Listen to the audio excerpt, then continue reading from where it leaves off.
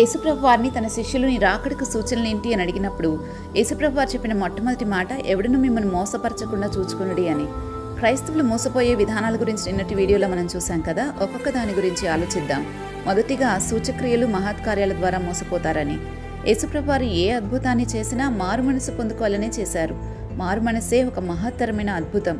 ఒక మనిషి తన స్వచిత్తాన్ని విడిచిపెట్టి దైవ చిత్తాన్ని అనుసరింప చేయగలగటమే ఒక మహత్ కార్యం. అతడు నిత్య జీవంలో ప్రభువుతో యుగ యుగాలు జీవించగలుగుతాడు. 1 యోహాను 2:17లో అదే మాట రాయబడింది, దేవుని చిత్తము జరిగించువాడు నిరంతరం నిల్చును అని. కాబట్టి అన్ని సూచక్రియలు మహత్కార్యాలు పరిశుద్ధాత్మ ద్వారా దేవుని శక్తి చేతనే జరగవు. మత్తయి 24:24లో చెప్పబడినట్లు అబద్ధపు క్రీస్తులు అబద్ధపు ప్రవక్తలు కూడా చేస్తారు. కానీ మారుమనసు అనే అద్భుతం మాత్రం యేసుక్రీస్తు ద్వారానే జరుగుతుంది. ఎందుకంటే ఆయన రక్తం మాత్రమే ఒక మనస్సాక్షిని శుద్ధి చేయగలుగుతుంది కాబట్టి. కావున మహత్కార్యాలను చూసి మోసపోకండి. వాక్యం ఏం చెప్తుందో గ్రహించండి.